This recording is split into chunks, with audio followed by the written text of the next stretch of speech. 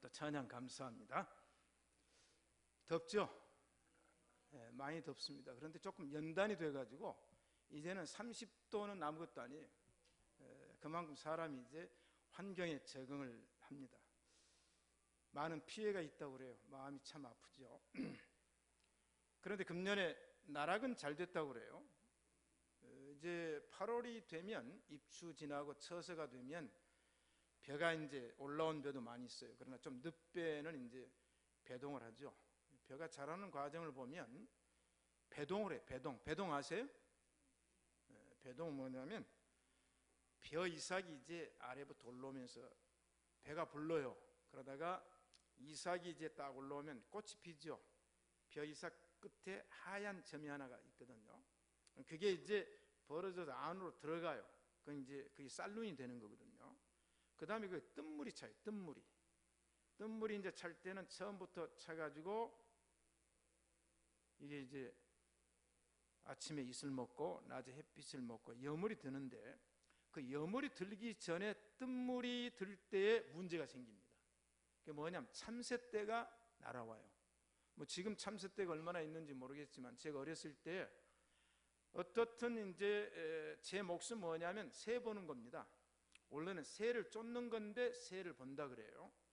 그럼 이제 학교를 갔다 오면 책가방 놓고, 제가 초등학교 3학년 때부터 책가방을 들었으니까 놓고는 두 가지를 가지고 나가요. 하나는 남새밭이나 텃밭에 가서 단수수 하나를 딱 낫으로 잘라가지고 이파리 딱 벗기고 그놈 한 손에 들고, 한 손에는 떼기 들어요. 떼기 아세요? 짚을 가지고 여자 옛날에 달비 따듯이 따요. 세 가닥으로 따가지고 점점 가늘게 따고 끝에는 모시 알죠? 그 모시를 가지고 이제 딱 떼기를 따서 끝을 이제 마무리해요. 그러면 이제 한 손에는 단수시 들고 한 손에는 떼기 들고 논으로 나갑니다. 그러면 이제 새가 오전에는 안 옵니다. 왜 안 오냐면 이슬을 맞고, 저녁에 이슬을 맞고 오전에 이슬이 깨요. 그 이슬을 깬다고 그러거든요. 그러면 새가 와가지고 지 옷 더럽힐 젖을까 봐 안 와요. 오전에는 안 옵니다. 그러면 이슬이 깬 다음에 오후가 되면 새떼들이 날아와가지고 논에 벼에 앉아가지고 벼 이삭, 지금 그 뜬물 든 걸 빨아먹어요. 그러면 이제 새가 딱 앉아서 한 모가지를 빨아먹고 나면 그게 말라요. 하얗게 되죠. 그 농부가 자 이제 벽시 뿌렸죠. 못자리에다가 길렀죠. 이종했죠. 그 다음에 김 맸죠. 그런 벼이삭을 새가 와서 그냥 빨아먹으면 안 되니까 꼭 새를 봐야 돼요. 이게 제 몫이에요. 그러면 이제 새가 안 올 때는 단수시 한 토막 딱 해가지고 그놈이 이제 껍질 벗겨가지고 안에 있는 거 씹어가지고 앞에다 뱉으면 하얗게 되고, 그리고는 이제 떼기를 물에다가 잠방 모시끈을 적셔요. 그러면 새가 딱 오면은 이걸 돌립니다. 제가 이 다윗처럼 물맷돌을 잘 돌리거든요. 제가 어렸을 때 이것만 하고 살았으니까 막 돌린 다음에 딱 하면은 딱 총소리가 나요. 그럼 새가 놀래가지고 후락 날아가요. 알아듣는 사람은 한 10%밖에 안 됩니다. 새떼가 날아옵니다. 금수와 인산이네. 금수는 길짐승과 날짐승을 금수라 그래요. 이제 고기는 이 금수에 빠지죠. 한국 교회가 좋은 시절이 다 갔어요. 교회 안에 인산인해로 몰려오는 일은 별로 없습니다. 그래도 신시가 예배당 오늘 또 몰려와서 예배드린 여러분을 축복합니다. 하나님께 말씀 듣는 여러분에게 은혜가 임할 줄로 믿습니다. 첫째, 금수떼가 몰려온다.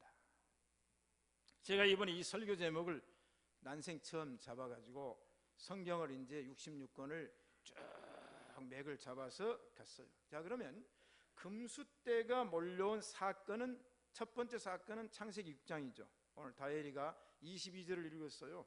옛날에 아이들 시키면은 성경을 봉독하라 그러면 사람이 땅 위에 번성하기 시작할 때에 그들에게서 딸들이 나니 하나님의 아들들이 사람의 딸들, 그렇게 읽더라고.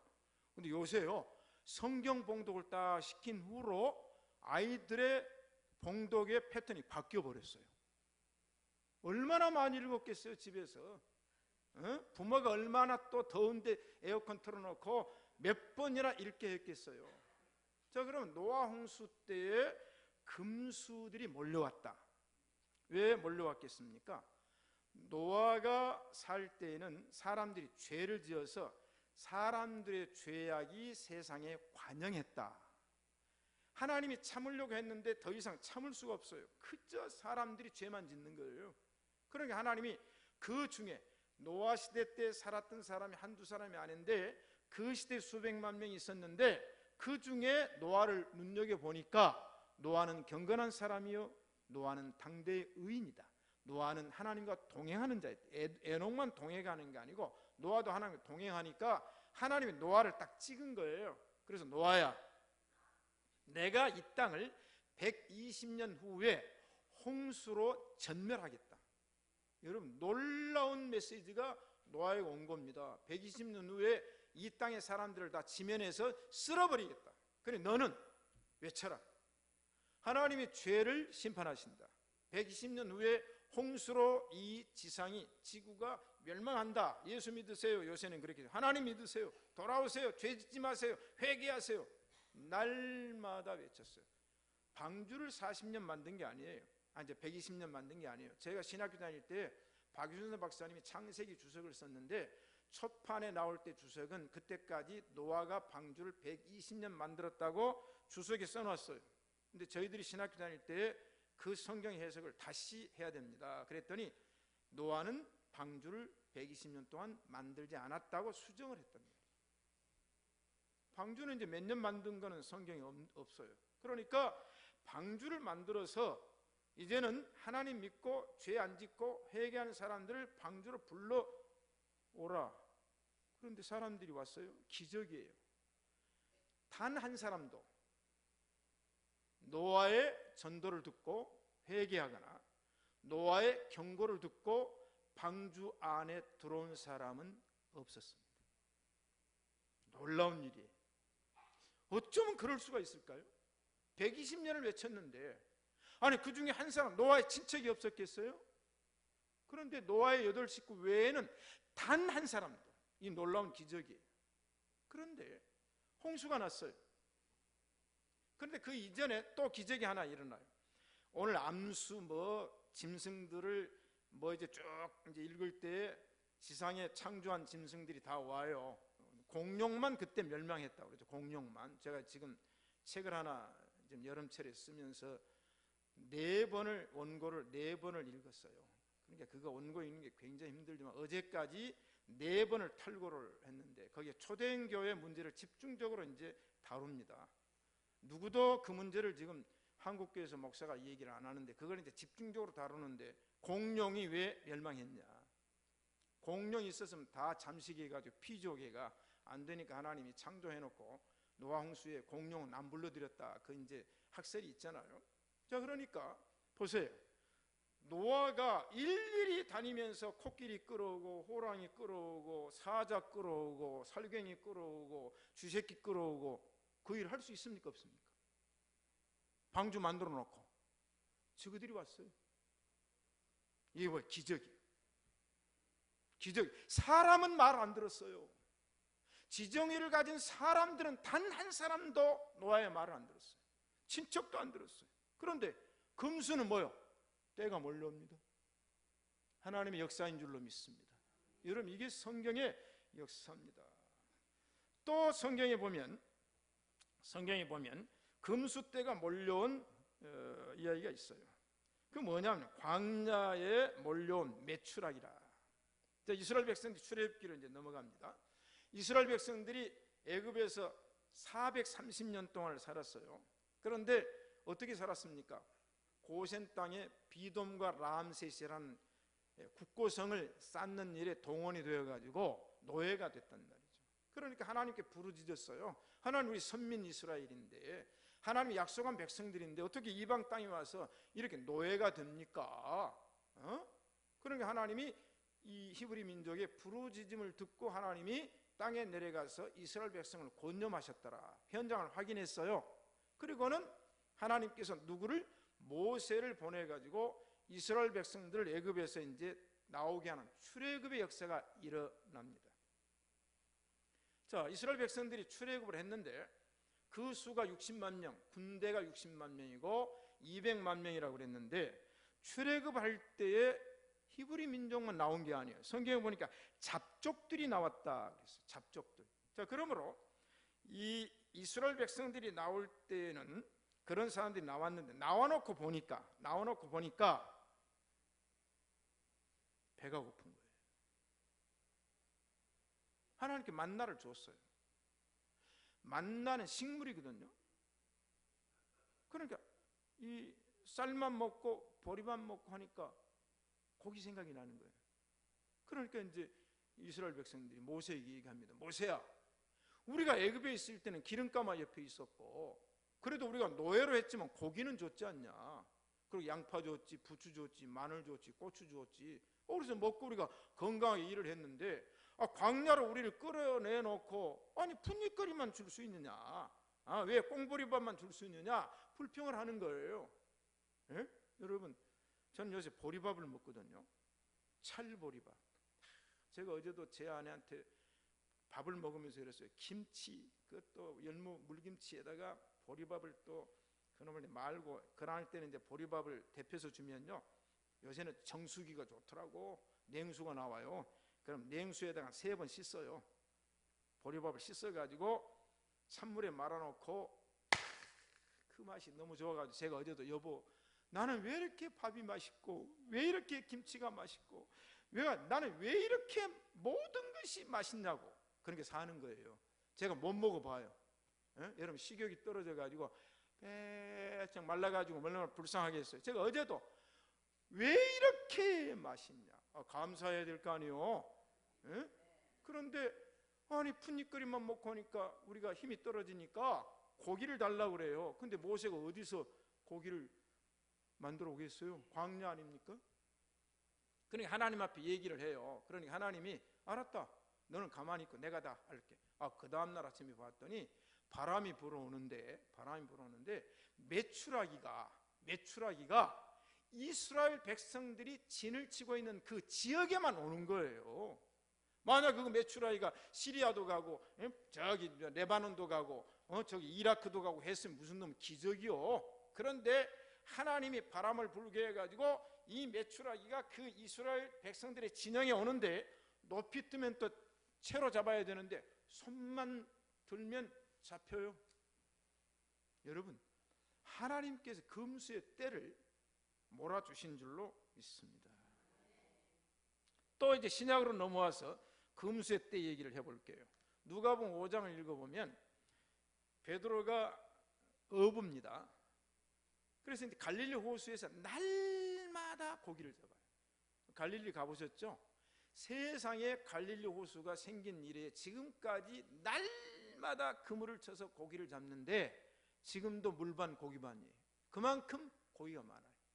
가보시면 베드로 고기 그 튀김해가지고 잡숴보셨죠? 뼈다구 아직 세요. 거기다 레몬 쫙 뿌려가지고 그 먹으면. 그런데 베드로는 날마다 고기를 잡았는데 한 번도 고기를 못 잡아 본 적이 없는데 하루 저녁에는 그물을 내렸는데 고기가 한 마리 송사리 새끼도 또 내렸어요. 안 들어와요. 이상하지 않아요? 생각해 보세요. 갈릴리 호수에 고기가 없는 게 아니고 다른 배들은 지금 똑같은 시간에 고기를 잡는데 고기가 그물 안에 들어와 가지고 만선을 하는 겁니다. 그러니까 이제 그물을 내려서 고기가 많이 잡히면 배가 한계가 있으면 빨리 이제 선창가에 가가지고 이제 공판장에서 하든지 고기를 팔 거 아니에요. 그거 잡아가지고 다 먹는 게 아니란 말이죠. 그런데 그날 밤에 베드로의 그물에는 한 마리도 안 걸려요. 이 베드로가 늦게까지 조업을 했겠죠. 왜? 고기 일찍 잡힌 사람은 일찍 가야 될 거 아니에요. 그런데 이제 아침까지 그물을 내려도 안 잡히니까 이 실패한 베드로가 갈릴리 호숫가에 와가지고 그물을 씻고 있는 거예요. 그런데 보니까 무리가 옥류해가지고 어떤 분이 가운데서 얘기를 하는데 예수님이 설교를 하고 계시는 겁니다. 베드로는 이제 오늘 밤에 다시 고기를 잡으러 가야 되니까 그물에 묻은 지푸라기, 그물에 든 나뭇가지, 그물에 든 뻘, 그물에 든 거 다 이제 씻어서 그물을 이제 준비를 해야 되니까 일하면서 얘기를 들어보는 거예요. 근데 예수님의 설교요. 은혜를 받았겠죠. 그런데 예수님이 일부 설교를 끝내고는 베드로에게 와서 그물을 씻고 있는 베드로에게 오는 거예요. 베드로야, 내가 네 배를 타야 되겠다. 생각해 보세요. 지금 그물 빨리 씻어가지고 그물 정리해놓고 가서 한 소금 자고 그 다음에 저녁에 조업 나가야 되는데 예수님 와가지고 네 배 좀 타야 되겠다. 예수님 태웠어요? 예수님께서 배를 이 호숫가에서 뛰기를 청하시고 호수 안으로 노를 저 가라고 하는 겁니다. 저는 고기잡이를 잘합니다. 우리 방 집사님도 낚시 좋아하시잖아요. 저는 어렸을 때부터 낚시질을 했어요. 준학했고 더듬이 했고, 제가 딱 고기 낚시하다가 안 잡히면 떴잖아요. 그러면 이제 딱 벗고 물속에 들어가서 자무질을 합니다. 그러면요, 도팍 밑에 있는 붕어 손으로 다 잡아냈어요. 제가 장어도 잡아내고요. 제가 목사가 안 됐으면 내 취미 가운데 낚시였을 겁니다. 지금도 제가 118, 119. 옛날에는 몰랐는데 CTS 보다 보니까 채널도 그게 나오더라고. 제가 한국에 올 때는 호텔에서 낚시 일본만 방송을 했어요. 지금도 제가 몸이 조금 하고 쉴 때 그 채널을 틀어가지고 금강호에 낚시는 지금도 봐요. 저는 고기잡이를 지금도 좋아하는데, 여러분, 한 마리도 못 잡혔다? 그럼 얼마나 쪽팔렸겠어요? 네? 베드로 아닙니까? 얼마나 창피했겠어요? 그런데 예수님이 이제 뛰기를 청하시고 베드로에게 얘기를 해요. 베드로야, 깊은 데로 가서 그물을 내리라. 고기는 2차례 나옵니다.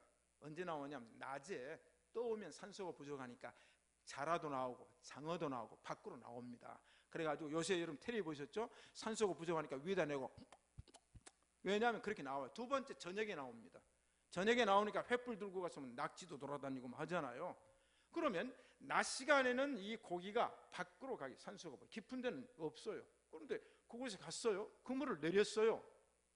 내렸더니 고기가 베드로의 그물에 들어가는데, 그물을 당겨보면 알잖아요. 당겨보니까 이게 그물이 찢어질 정도로 잡혔어요. 그러니까 베드로가 그물이 찢어지려고 하잖아요. 그러니까 요한 야고보가 그 가버나움에 산 친구 집안의 어부예요. 그런데 그 사람들은 어젯밤에 만선해가지고 다 가가지고 이제 고기 업한장에 다 공판하고, 예를 들어서 지금 예수님이 계시니까 모두 모여 있으니까 손짓을 하는, 야 요한 야고보 빨리 너 배 끌고 오라. 그래가지고는 그 2배에다가 베드로가 잡은 고기를 실었더니 성경이 뭐라고 그래요? 배가 잠기게 되었다. 여러분, 하나님께서 기적을 일으키시면 몰려올 줄로 믿습니다. 자, 이제 금수 고기 얘기는 그만하고 2번째는 인산인해라. 인산인해. 여러분들 출애굽기 아까 제가 언급을 하다가 말았어요. 애굽에서 출애굽한 백성들의 숫자를 민수기에서 60만 3,550명이라고 그랬어요. 그러면 장정들과 어린아이, 이제 노인들과 어린아이와 여자들을 포함하면 성경 해석학자들은 기본 200만 이상이라고 그랬어요. 자, 그러면 보세요. 모세가 이제 광야에서 하나님의 보냄을 받아가지고, 오늘 김난희 권사님 저를 그냥 모세와 같은 지도자가 되게 해달라고 그래서 내가 얼마나 좋았던지 아멘 아멘 막 해버렸어요. 제가 모세 같은 지도자가 되면 좋죠? 자, 그런데 이스라엘이 430년 동안 애굽에서 종노릇을 하는 겁니다. 종노릇 할 때 얼마나 혹사를 당했는지 몰라요. 그러니까 히브리 민족이 하나님께 부르짖었어요. 하나님, 우리가 선택된 백성인데, 우리가 하나님의 나라와 민족인데 이방 땅에 와서 이렇게 혹사를 당하면 됩니까? 하나님 좀 간섭 좀 하세요. 그렇게 얘기를 하는 거 아닙니까? 그래서 하나님이 이 히브리 민족이 애굽 땅에서 고난받는 것을 보시려고 내려와 권념하셨더라. 확인하고 나니까 이거 안 되겠어서 모세가 와서 이제 출애굽을 시키는데 60만 군대와 200만 명 이상이 출애굽을 할 때 인산인해입니다. 그런데 출애굽을 할 때 제가 어젯밤에는 이제 떠가지고 잠을 2번 정도 깼어요. 깨가지고 목에까지 머리에 막 땀이 막 젖어가지고 아이고 더워 하다가 이제 주일날 아침에는 새벽 기도가 없으니 일찍 잠이 깨면 제가 설교를 되씹습니다. 그리고 기도를 해요. 그러니까 오늘 제가 설교할 때 온 것만 써 나온 게 아니고 오늘 설교할 얘기를 내 머리에다 집어넣고 다시 그걸 이제 되씹는데, 그러다가 일찍 일어나고 제가 또 노트북 하니까 여보 어디 가요? 그래서 어디 가긴 어디 가네, 설교 준비하러 간다고. 제가 이 설교를 준비하면서 보세요. 이 히브리 민족은 나온 게 아니고 성경 출애굽기 12장에 보니까 중단 잡족들이 나왔다고 그랬어요. 그럼 보세요. 지금 6월절이 이루어질 때 하나님께서 모세에게 이제 히브리 민족은 양을 잡아가지고 그 피를 문지방과 문설주에 발라라. 그러면 애굽 민족의 장자와 첫 새끼를 죽이는 이 신이 유월할 거라고 그랬잖아요. 그러면 그 출애굽할 때의 상황은 바로 왕으로부터 시작하여 모든 애굽 민족과 유대인을 제외한 모든 잡족들의 집은 상중입니다. 상중. 처자들 죽었지? 첫 새끼 다 죽었으니까 온 나라가 울음바다예요. 그런데 이 잡족들이 가만히, 그 말은 무슨 말이냐면 그때는 이집트 애굽이 강대국으로서 식민 통치를 한 거 아닙니까? 지배를 했으니까. 그러면 여러 나라를 전쟁을 해가지고 그 나라의 사람들을 끌어왔어요. 그럼 우리가 쉽게 말해서 영국 엘리자베스 1세가 취임 연설 때 바다를 점령하는 것이 세계를 정복한다. 그 이후에 영국은 해가 지지 않는 나라. 그 말은 뭐예요? 영국 국기가 전 세계에 펄럭거리니까 시차에 의해서 국기 개양되는 그 일이 그침이 없는 거 아니에요? 그럼 영국 식민 통치했죠. 불란서 식민 통치했죠. 스페인, 포르투갈, 로마는 그 이전이고 네덜란드. 그래서 유색 인종들이 만연, 그 당시에 이 애굽 안에는 이 유색 인종들이, 이방 민족들이 와서 살았는데 출애굽할 때 잡족들이 따라왔다. 그러면 보세요. 430년을 살면서 애굽 바로 왕, 제가 지난번에 이제 힉소스 왕조로부터 투트모세, 그 다음에 이제 람세스까지 얘기를 했잖아요. 그러니까 이 학대를 받은 히브리 민족 중에 아이 나는 모세 안 따라가, 나 가나안 땅에 안 가, 헐 유대인이 있었겠습니까? 없어요. 단 한 사람도 남지 않았습니다. 유대인들은 다 출애굽을 했는데 인산인해를 이루어서 하나님이 약속하신 젖과 꿀이 흐르는 가나안 땅으로 갔다, 이 얘기예요. 인산인해. 자, 그 다음에 또 오늘 성경 중에 인산인해를 이루는 사건이 이사야 49장에 보면 고난 중에 낳은 자녀가 후일에 네 귀에 말하기를 이곳이 우리에게 좁으니 넓혀서 우리로 거처가 되게 하라. 그때 네 심중에 이르기를 누가 나를 위하여 이 무리를 낳았는고 나는 자녀를 잃고 외로워졌으며 사로잡혔으며 유리하였거늘 이 무리를 누가 양육하였는고 나는 홀로 되었거늘 이 무리는 어디서 생겼는고 그들이 네 아들들을 품에 안고 그들이 네 딸들을 어깨에 메고 올 것이다. 이게 이사야서의 예언입니다. 그런데 이 역사가 어떻게 일어났습니까? 이제는 역사로 흘러가면 바벨론이라는 나라가 세계를 식민 통치를 했어요. 그때 이스라엘 나라를 침략을 해가지고 성전을 회파하고 이스라엘 성벽을 무너뜨리고 성전 기구를 탈취하고 왕까지 포로로 잡고 이스라엘 젊은이들과 왕족과 귀족들을 바벨론으로 끌고 갔습니다. 그리고 이스라엘 사람들 죽여버렸어요. 그런데 하나님께서 고레스를 목자요 기름 부은 자요 예언자라, 제가 이 이방 나라 왕을 사용했어요. 그리고는 이스라엘 민족이 본국으로 돌아가라는 고레스 칙령, 귀한 칙령을 내렸어요. 그런데 이스라엘에 남은 자들이 있어요.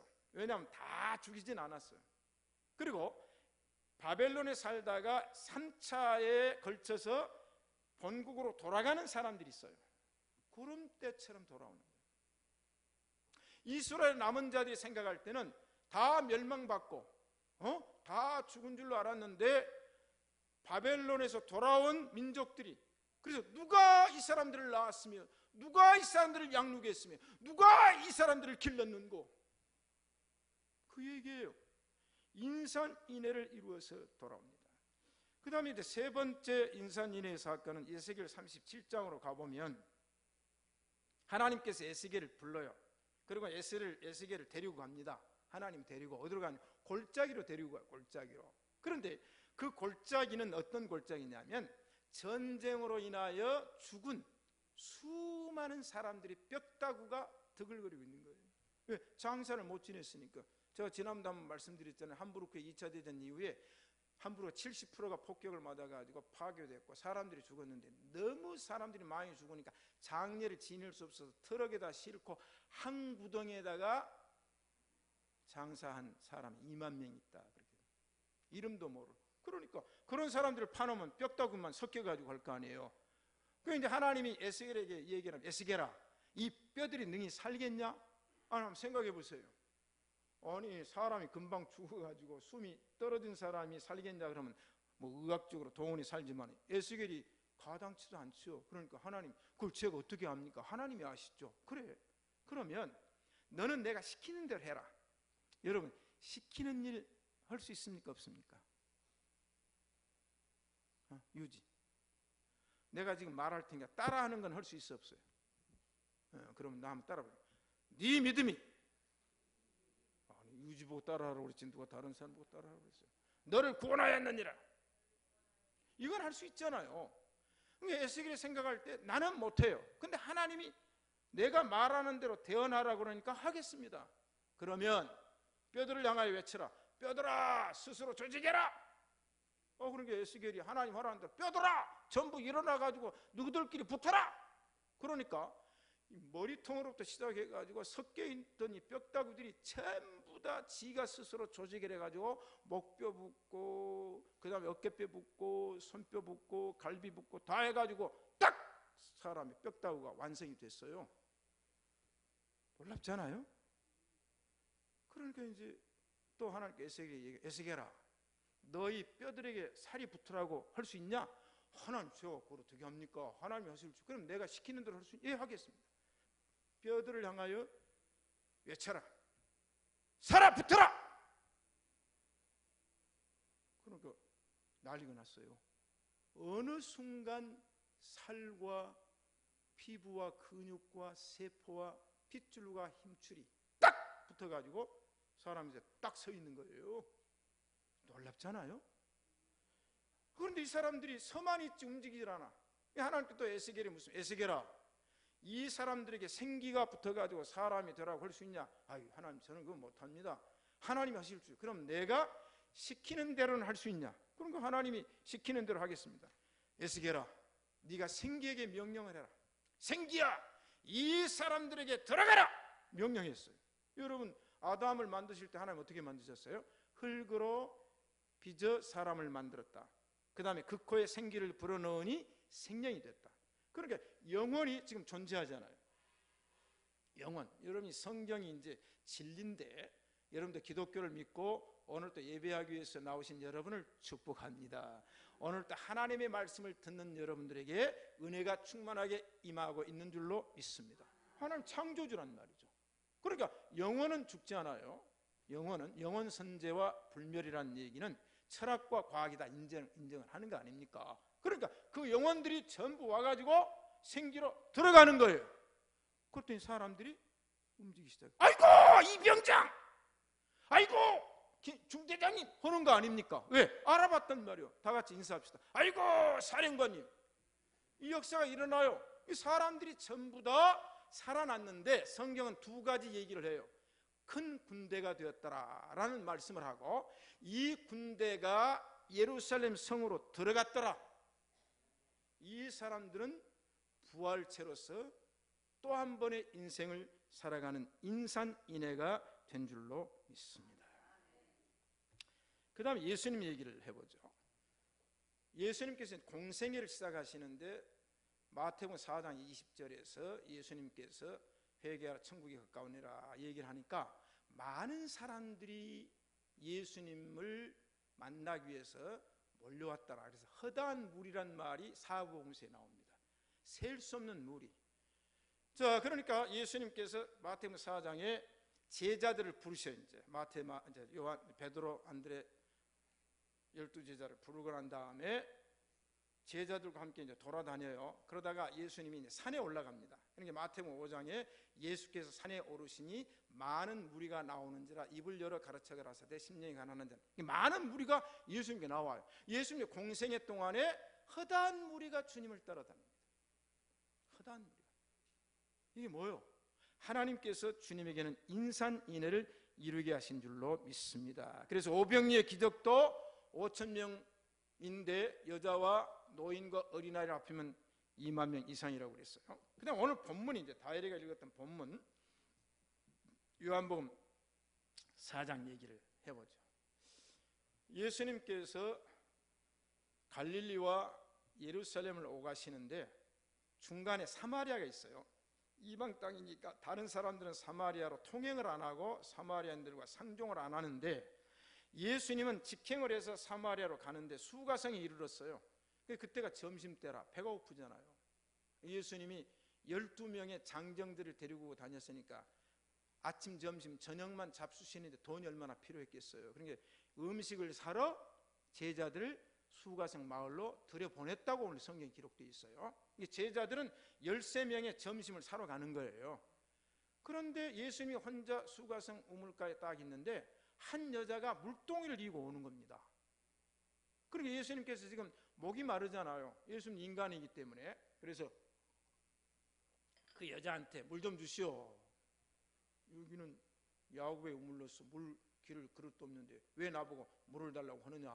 그러니까 예수님이 화딱지근한 게 물 달라고 그러면 얘하고 얼른 떠주면 될 텐데 왜 이유가 많아요? 그러니까 여자야, 너는 날마다 이 샘에 와서 물을 길러다 먹는데 이 물을 먹는 자는 다시 목마르거니와 내가 주는 생수를 먹는 자는 다시는 목마르지 아니하리라. 여자가 귀가 번쩍 열리는 거예요.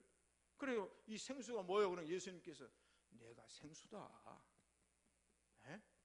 오늘 또 이제 백두산 물을 또 갖다 놨더라고. 내가 생수다. 그러니까 여자가 아이고 그러면 당신이 나한테 생수를 주면은 내가 다시 이 샘에 와서 물을 안 길러도 되니까 생수를 달라고 그러니까 예수님과의 대화에서 예배가 나오고 그 다음에 이 여자가 이방인이지만 예수님과 잠깐 동안 대화를 하는 사이에 메시아 성경 지식이 있었어요.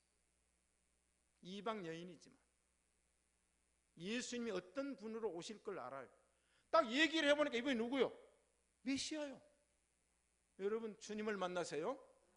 주님을 확인하세요. 그래 이 여자가 물동이를 버려두고 마을로 달려갑니다. 그런데 이제 그 사이에 예수님 제자들이 먹을 걸 사러 왔어요. 예수님 잡수로 예수님께 나는 이미 먹었다. 아니 그동안에 누가 예수님께 먹을 걸 갖다 드렸냐 하니까 나는 내 양식은 너희들이 먹는 그 일용할 양식도 되겠지만은 나는 하나님의 일을 하는 것이 나의 양식이니라. 아멘. 오늘 여러분 일하는 것 자체가 하나님의 영적 양식을 잡수신 줄로 믿습니다. 예배도 중요한 사역인 줄로 믿습니다. 그런데 한참 기다렸어요. 이제 제자들이 사온 이제 점심을 먹고 있는 거예요. 그런데 구름대처럼 수가성에 마을 사람들이 오는데 다는 안 왔어요. 여기 보니까 마을 사람 중에 많은 사람이라는 표현을 썼어요. 이게 구원 역사죠. 몰려옵니다. 이게 인산인해를 이루신 줄로 있습니다. 그 이후에 사도행전 읽어보면 복음이 전파되는 곳에 3,000명, 5,000명 허다한 무리 수많은 사람들이 예수님의 복음을 듣고 베드로와 사도 바울의 설교를 듣고 모여왔는데 성경은 그 수를 허다한 무리라. 사랑하는 성도 여러분, 오늘 또 허다한 무리가 신시가지 예배당에 몰려온 줄로 믿습니다. 여러분의 발걸음이 복되기를 축복합니다. 그러면 이제 허다한 무리가 모여 사는 곳은 천국이에요. 천국은 어떤 곳이요? 이러므로 우리에게 구름같이 둘러싼 허다한 증인들이 있다. 여러분 낙심하지 마세요. 우리가 다른 박질할 때 이번에도 이제 마라톤이 마지막 남았지만은 참 볼트라는 사람 대단하죠. 200m에 19초로 달려버리는데 나는 그분 달리는 거 보면서요, 저게 전폭기인지 뭔지 모르. 자마이카가 아주 대단한 나라 아닙니까? 이제 마라톤은 이제 어디가 또 할런지 모르겠죠. 우리가 신앙의 마라톤을 할 때 힘들고 지치고 그러죠. 넘어져요. 때로는 갈증이 나요. 그런데 이 세상 사람들이 단 한 사람도 나를 응원해 주지 않는다 할지라도 구름같이 둘러싼 천국간 믿음의 선진들, 허다한 증인들, 성삼위 하나님과 24장로와 14만 4천과 지금까지 5대양 6대주의 하나님의 구원받은 백성들이 천국 가서 지금도 나의 신앙의 경주를 향하여 응원하신 줄로 믿습니다. 이게 천국이에요. 결론으로 말씀드립니다. 한국 교회가 밀물처럼 몰려왔다가 썰물처럼 빠져간다. 저는 5살 때부터 예수 믿고 지금까지 이제 목사로 사역을 하고 선교사도 해봤는데, 여러분 한국 교회가 얼마나 부흥됐어요. 천막만 쳐도 몰려왔어요. 저도 개척교회에서 봉사도 해봤고 개척도 해봤습니다. 제가 개척교회 가서 교육전사를 했는데 4층 빌렸다가 2층으로 이사를 가고 그래가지고 그때는 돈이 없으니까 썬팅을 제가 했어요. 썬팅 아시죠? 색종이 사다가 먼저 풀 발라요. 유리창 깨끗이 닦고 그 다음에 거기다가 요만한 종이를 갖다 발라놓고 잣대래 가지고, 그때는 한일 도로코 면도날 제일 잘 들었어요. 그걸 사가지고 거꾸로 글자를 팠어요. 제가 대한예수교 장로에 그 글자 제가 다 팠어요. 또 이사를 갔어요. 근데 썬팅을 간판 사이다 돈이 많이 드니까 제가 재료 사다가 다 붙였어요. 교회 간판만 붙여놓으면 애들이고 어른들이고 몰려와요. 그때는 주일학교가 너무 많이 올라오니까 이 강대상까지 다 올라가지고 그냥 뒤에서 설교하고 있으면 전부 뒤에 앉아가지고. 그런데 지금은 어때요? 밀물처럼 몰려왔다가 썰물처럼 빠져나가고. 썰물처럼. 독일 교회가 한 1년에 50만 명씩 탈퇴를 하잖아요. 50만 명씩. 왜? 기독교 필요 없다는 거예요. 지금 우리 젊은이들이 교회는 나갈 필요 없다. 내가 신앙 고백하고 혼자 예수 믿으면 똑같은 현상이 오고 있어요. 그걸 또 신문에 대대적으로 정당하게 보도를 해요. 왜? 오늘 한국교회 타락했다. 물론 잘못된 건 알죠. 그러나 교회 공동체 회중이라는 것은 하나님께서 광야부터 교회를 세우셔서 오는 거예요. 그럼 교회는 건물이 아니에요. 건물은 빌딩이 아니에요. 그거 못 버린다는 건 비신앙입니다. 여러분 유럽 교회가, 제가 이제 이번에도 책을 이제 쓰면서 종합적으로 쓰는데, 여러분 그 어마어마한 거단, 제네바에서 보셨잖아요. 그들이 그렇게 우람한 교회당을 지었지만 비어 있어요. 예배 안 드립니다. 제가 95년부터 쓴 책이 그거 아닙니까? 제가 예배가 살아야 교회가 산다는 책이 그거 아닙니까? 이번에 3번째 제가 이제 책을 쓰고 있는 겁니다. 이것만큼 반드시 출판을 해야 됩니다. 제가 2000년도에 썼던 책을 16년 만에 다시 온 거를 읽어보니까 제 가슴이 뛰어요. 제 가슴이 뛰어요. 그때 이 책이 나왔어야 되는데, 이번에는 기필코 한국교회 이 책이 마틴 루터 종교개혁 500주년에 나가야 될 것이다. 여러분, 예배당 건물은 건축물에 불과합니다. 교회는 구원받은 그리스도인들이 모인 공동체가 교회인 줄로 믿습니다. 남은 자가 되라. 저는 이번에 명칭도 바꾸자. 잘한 것이죠. 명칭이 매달릴 필요는 없죠. 그런데 아이들도 이제 참가한다고 막 얘기를 한대요. 이번에 예배당 명칭은 이렇게 지어야 됩니다. 저렇게 지어야 됩니다. 전화도 오고요. 지금 전화도 와요. 교회 출석하지 않는 분도 전화가 옵니다. 이번에 명칭 이렇게 지으셔야 됩니다. 여러분 꼭 써내세요. 왜 써내야 되는가? 교회 명칭 바꿉시다. 그런데 딱 한 사람이 써냈어요. 한 사람이. 그게 더 좋습니까? 우리 신시가 예배당의 모든 성도들이 명칭을 써내는 게 좋습니까? 몰라요? 그럼 제가 예를 들어 볼게요. 복권이 당첨됐는데 딱 한 사람이 복권 사가지고 내가 됐어요. 그거보다는 이번에 복권을 2천만 명이 샀어요. 그런데 내가 됐어요. 가치라고 하는 것은 가치라고 하는 것은 여러분 잘 아시잖아요. 그러니까 우리 성도들이 300명, 400명, 500명이 이번에 명칭에 응모했다. 그런데 그 중에 됐다는 것이 훨씬 더 좋아요. 안 된 사람도 다 동참자예요. 그래서 생각나시면 쓰세요. 오늘 종이 다 놓아드렸으니까 써가지고 왜 제가 이 일을 하는가. 이사야 6장에 보면 10분의 1이 다 없어졌어요. 하나님이 10분의 1, 11절을 남겼는데 그 사람들마저도 타락합니다. 그 사람들마저도 하나님을 떠나요. 그 다음에 밤나무, 상수리 나무가 다 배임을 당해요. 남아있는가 그 나무까지도 배임을 당합니다. 그게 세상이고 그게 타락이고 그게 교회의 세속화예요. 제가 이번에 술 마셔도 되나 책을 또 지금 3군데 보냈어요. 이 목사들이 정신 나가버렸어요. 지금 술이 일반화됐는데 왜 교회가 목사들이 강단에서 술 마시지 말라는 설교를 하는 것은 진부하기 때문에 그 설교 그만해라. 2 목사가 글을 썼어요. 그래서 제가 바로 책을 보내라. 왜? 읽어봐라. 여러분, 악은 그 모양이라도 버리고 그 다음에 뭐요? 사회 악은 성경의 기록이 없을지라도 배척해야 됩니다. 정신 나간 목사들이, 그 목사도 술 마시니까 그런 거예요. 왜 목사가 강단에서 그런 설교를, 진부한 설교를 해가지고 교인들에게 부담을 주느냐? 하지 마라! 그래서 내가 이 책 읽어보고 입 놀려라. 내가 그랬어요. 이 책 읽어보고 아직도 의식이 없어요. 사랑하는 성도 여러분, 그럼 뭐요?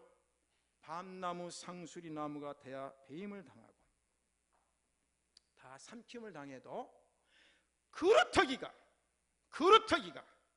이 민족과 그루터기가 이 나라와 그루터기가 교회의 거룩한 신이라. 아멘.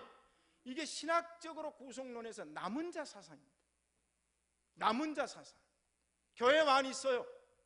예수 믿는다고 예배당 출입하고 예배에 참석한 사람들 많이 있어요. 그래서 교인과 성도는 반드시 구별됩니다. 여러분, 교인 되지 마세요.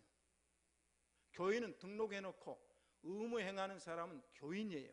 성도는 그루터기입니다. 성도는 달라요. 우리 신시가 예배당은 교인들 되지 말고 성도 되기를 축복합니다. 왜 그렇습니까? 그루터기는 고난을 당하고 배임을 당하고 잘림을 당하지만은 그 뿌리가 살아있어요. 그 뿌리가, 그래서 그 뿌리에서 다시 다음 세대를 위하여 새싹이 나온 줄로 믿습니다. 왜 우리 신시가 예배당이 탄생됐습니까? 여러분 모두가 그루터기 되어서 다음 세대 이곳에서 예수의 새 생명이 다시 태어나 구원의 재창조 역사가 한국교회에 영향을 끼칠 줄로 믿습니다. 하나님 아버지 감사합니다. 금수대와 인산인해입니다. 하나님 아버지는 기적적으로 보내십니다. 기적적으로 역사합니다. 신시가 예배당이 이제 명칭을 바꾸어서 새롭게 출발하려고 온 성도들이 한마음 한뜻이 되었으니 우리 모두가 이 시대뿐만 아니라 다가온 다음 세대에 하나님 앞에 그루터기 거룩한 씨의 신앙인들이 되게 하여 주옵소서. 예수님 이름으로 기도합니다. 아멘.